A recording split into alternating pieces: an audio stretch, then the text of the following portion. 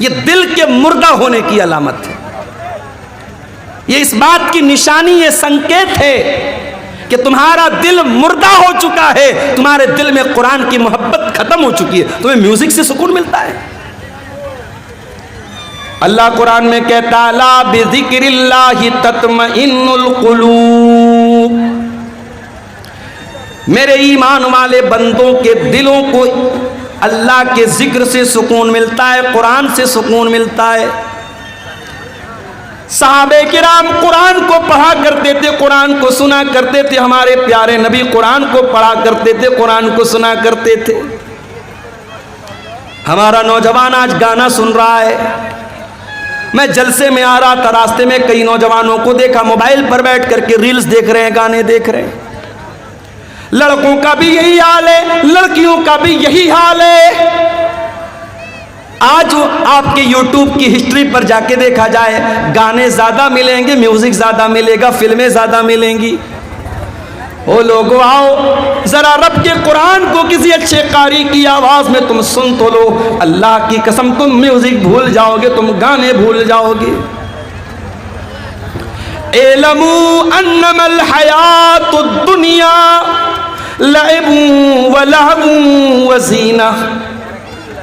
अल्लाह फरमा रहा है, ऐ मेरे बंदो, ये दुनिया की जिंदगी तो खेल है, व लहवुन तमाशा है, व ज़ीनतुन और जीनत है, आकर्षण है, एट्रैक्शन है। बच्चा छोटा है, खेल का दौर है। बच्चा थोड़ा बड़ा हुआ, 8 साल का हुआ, 10 साल का हुआ, व लहवुन अब तमाशा देखने लगा, अब टीवी देखने लगा, मोबाइल देखने लगा, यूट्यूब देखने लगा, वीडियो देखने लगा। वज़ीनतुन बच्चा थोड़ा बड़ा हुआ, लड़की थोड़ी बड़ी हुई, 15 साल के हो गए, 16 साल के हो गए। लड़की आईने के सामने खड़ी होकर के मेकअप करने लगी, लड़का अपने सर पर, अपने बाल पर, अपने चेहरे पर मेहनत करने लगा, अपनी पसंद का कपड़ा पहनने लगा, आईने में अपने आप को निहारने लगा, अपनी सेल्फी लेने लगा, अपने फोटो को फिल्टर कर करके लेने लगा। वज़ीनतुन इंसान की जिंदगी आकर्षण है, आकर्षण है, एट्रैक्शन है, जीनत है। व तफाखुरुम बैनकुम, शादी हो गई, बिजनेस करने लगा। मेरे पड़ोसी ने 1 लाख की प्रॉपर्टी खरीदी, मैं 10 लाख की खरीद के दिखाऊंगा। मेरे दोस्त ने सरकारी नौकरी हासिल कर ली, मैं भी मेहनत करके सरकारी नौकरी हासिल करूंगा। 1 लाख रुपया उसकी सैलरी है, मैं 2 लाख रुपया महीना कमा करके दिखाऊंगा। व तफाखुरुम बैनकुम, मेरे बंदो फिर वो दौर तुम्हारी जिंदगी में आता है, तुम एक दूसरे के ऊपर फख्र करते हो, एक दूसरे के ऊपर गुरूर करते हो, घमंड करते हो, एक दूसरे से अपने आप को बड़ा समझते हो। उसके बाद आखिरी दौर आया, इंसान बूढ़ा हो गया, उसके पोते पोतियां हो गए, उसके नवासे नवासियां हो गए। अब बैठ करके फख्र करता है, इतने मेरे बेटे, इतने मेरे पोते, इतने मेरे नाती, इतनी मेरी नतनी, इतने मेरे नवासे, इतनी मेरी नवासी, इतनी मेरी जमीन, इतनी मेरी जायदाद। व तकासुरुन फिल अमवाली वल औलाद, इंसान की जिंदगी का ये आखिरी दौर है। खूब पैसा हो जाए, खूब औलाद हो जाए। औलाद की तलब भी तो इंसान को होती है ना। कुछ लोग कहते हैं साहब मुझे अल्लाह ने लड़की दी है, मुझे लड़के की ज़रूरत नहीं है। हो सकता है कि आपको अल्लाह ने लड़की दी है, लड़का नहीं है, आप अपनी लड़कियों पर खुश हैं, ये हो सकता है। मगर ये कहना कि लड़के की ज़रूरत नहीं है, ये गलत है। लड़के की ज़रूरत तो नबियों को भी पड़ी है। नबियों ने अल्लाह से बेटा मांगा है। इब्राहीम अलैहिस्सलाम को देखो, बूढ़े हो गए, कोई बेटा उनका नहीं है, बाप ने घर से निकाल दिया है।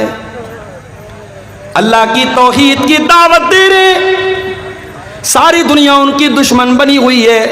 इब्राहीम अलैहिस्सलाम अल्लाह से दुआ करते हैं, रब्बी हबली मिनस सालिहीन, परवरदिगार मुझे नेक बेटा अता फरमा। बेटा मांगा। हमारे नबी को भी अल्लाह ने बेटा दिया। ये अलग बात है जो बेटा पैदा हुआ, कासिम पैदा हुए बचपन में इंतकाल कर गए, अब्दुल्ला पैदा हुए बचपन में इंतकाल कर गए, तीसरा बच्चा पैदा हुआ हजरत मारिया के पेट से।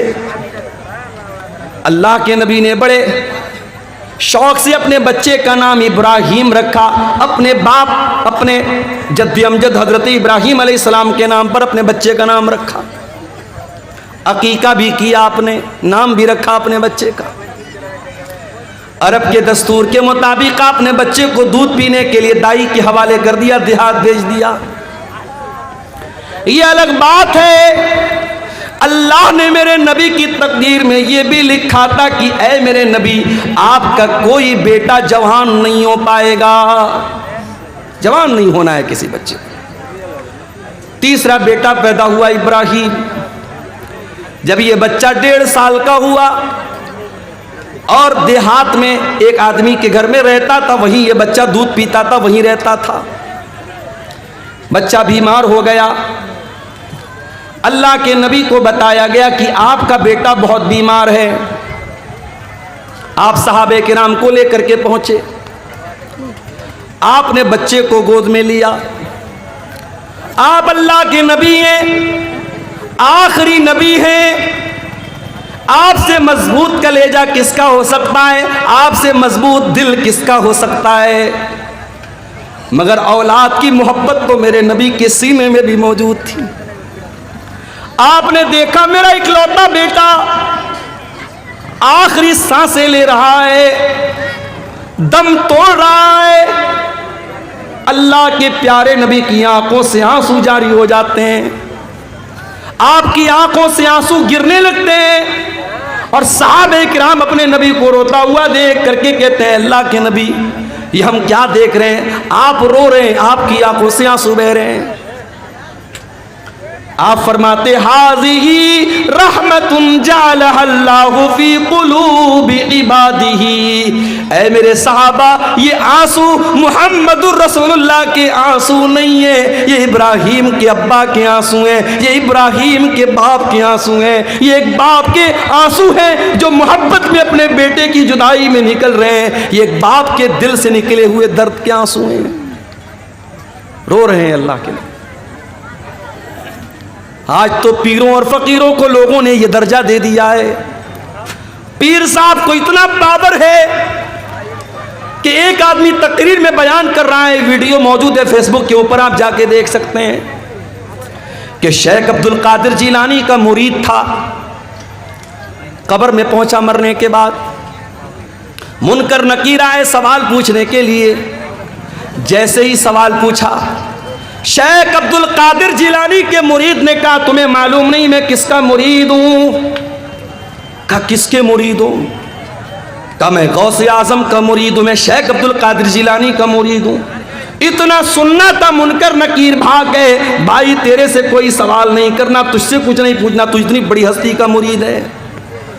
ये किस्से गढ़ने वाले, ये कहानियां गढ़ने वाले, ये करामतें गढ़ने वाले ये क्यों भूल जाते हैं कि अल्लाह के नबी से बड़ा कोई इंसान दुनिया में नहीं गुजरा, आपसे बड़े मर्तबे वाला कोई नहीं गुजरा।